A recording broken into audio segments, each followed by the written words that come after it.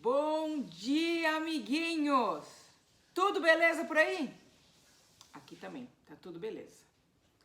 E como você pode ver, estou aqui com os meus brinquedos para contar o quê? Mais uma história. E hoje a história é de um casalzinho. Para vocês conhecerem, este é meu amigo Joiada e essa é a minha amiga Geozeba. Nomes difíceis, né? São os nomes lá do Antigo Testamento, todos difíceis. Vamos conhecer a história?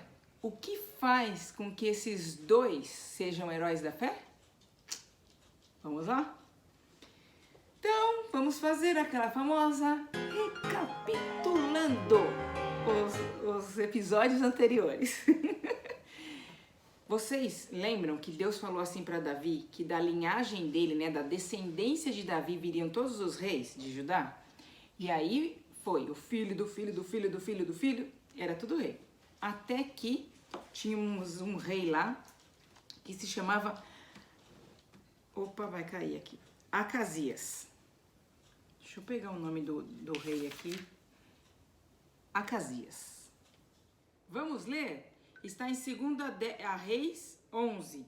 Diz assim: vendo Atalia, mãe de Acasias, que seu filho era morto, levantou-se e destruiu toda a descendência real. Vocês estão vendo, amiguinhos? Que mãe é essa? Ela destruiu toda a descendência real. Sabe o que isso quer dizer?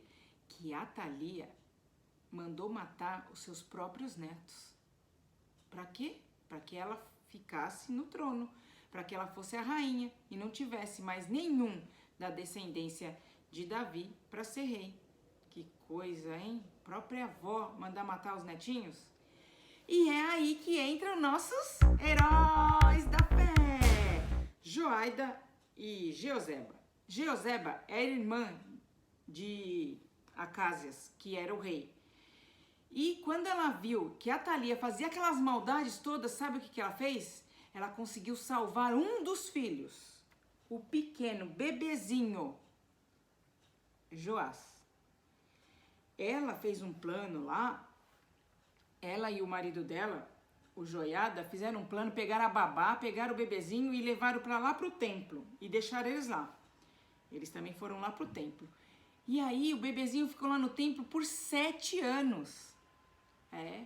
A Atalia achou que tinha acabado com todos, mas sobrou esse. E eles esconderam esse bebezinho durante 7 anos.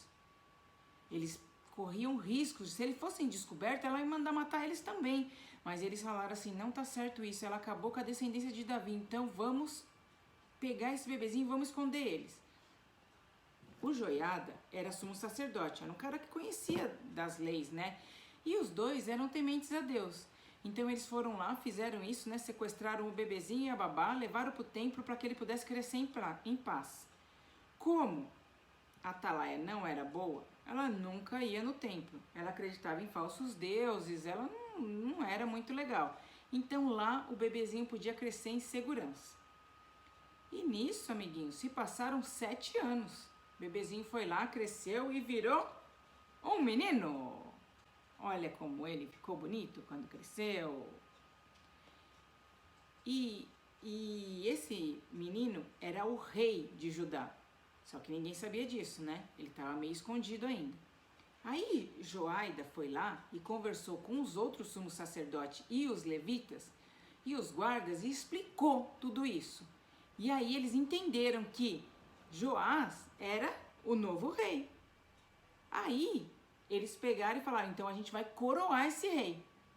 Tudo isso sem que a Atalia soubesse. Aí eles foram lá, fizeram uma reunião no templo, chamaram todo o povo e coroaram o Joás rei. Aí aqui, amiguinhos, eu vou até ler para vocês aqui, que todos lá no templo, quando Joás, o menino de 7 anos, foi coroado rei, ficavam gritando, viva o rei, viva o rei, viva o rei. O pequeno, eles armaram um plano, porque assim, se a Atalia soubesse disso, ia mandar matar ele. Então eles armaram um plano para que esse menino chegasse em segurança, foi uma operação mesmo para coroar ele rei.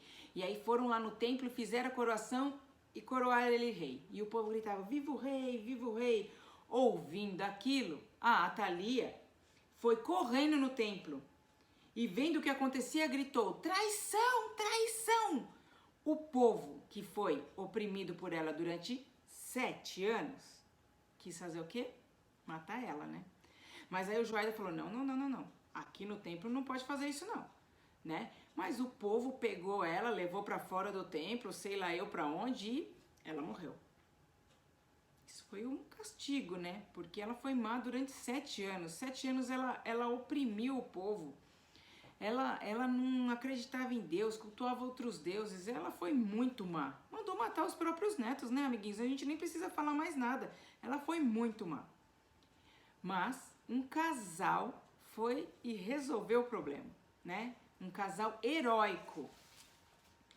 E aí, essa é a primeira parte da história. E aí nós vamos fazer nosso primeiro break. Às vezes, amiguinho, as circunstâncias nos levam a fazer coisas que não dá pra gente falar que é certo, né? Pegar um bebezinho e a babá e esconder no templo pode não ser certo. Mas eles fizeram isso por um bem maior. Eles sabiam que se a rainha má acabasse com toda a descendência de Davi, quem ia poder ser rei? Deus falou para Davi. E esses caras aqui, eles são heróis da fé porque eles têm aquela conexão com Deus. Então Deus deu essa inteligência para eles de pegar o bebê e a babá e levar lá para o templo.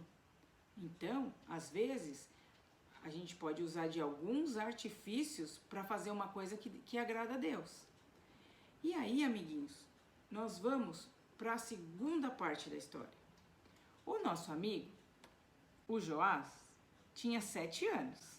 E aí ele foi ser rei. Difícil ser rei com 7 anos, né? Muitos de vocês têm 7 anos. Vocês acham que conseguia reinar? Pensa assim, ó. No lugar do Bolsonaro é um rei. Vocês iam conseguir reinar o Brasil inteiro? Decidir o que dinheiro vai para aquele lugar, decidir o que a gente vai fazer com a saúde, com a educação, decidir tudo isso? Não é muito difícil? Então, um menino de 7 anos não consegue também. Ele podia contar com a ajuda do Joaida. O Joaida era o conselheiro do rei. Então diz aqui na Bíblia que enquanto Joaida viveu, Boaz reinou assim, ó, perfeitamente. Fez tudo que era certo. Joás ouvia os conselhos de Joaida. E ele reinava. Diz que o reino dele prosperou, diz que eles fizeram uma reforma lá no templo que ficou assim 10. Tudo estava dando certo enquanto ele ouvia os conselhos de Joaida. E aí agora a gente faz nosso segundo break. Você sabia que Deus coloca nas nossas vidas pessoas mais velhas para nos dar conselhos? Você sabia que, por exemplo, a sua mãe, o seu pai, quando eles te dão um conselho, eles querem o seu bem? Tipo assim, ó.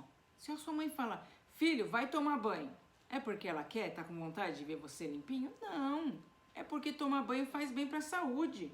Tomar banho limpa você, faz com que não tenha bichos na sua pele, não venha bichos na sua cabeça. Tomar banho é saudável. Sua mãe, sabendo disso, te dá o conselho, filho, toma banho, brincou na rua, toma banho. Entendeu? Então, amiguinhos, nós temos que saber ouvir os conselhos dos mais velhos. E aí, nesse caso, nós temos bons conselhos e maus conselhos. E a gente precisa pedir para Deus esse discernimento de discernir aquilo que é bom daquilo que não é bom. Mas eu tenho uma dica para vocês. Os bons conselhos, para você saber que aquele conselho é bom, primeiro, ele deve vir de alguém da sua confiança, como o seu pai, a sua mãe, o seu avô, sua avó, sua tia, seu tio, né? Às vezes um professor da escola. Mas mesmo vindo dessas pessoas, você pode usar a segunda técnica. Pensa assim, Jesus fica feliz se eu estiver fazendo isso? Se agradar a Deus, pode ir na fé, que vai dar certo e vai ser bom. É conselho 10. Agora, se alguém te der um conselho assim, ó, vai lá no estojo daquela menina, pega aquela caneta mó bonita lá e guarda pra você.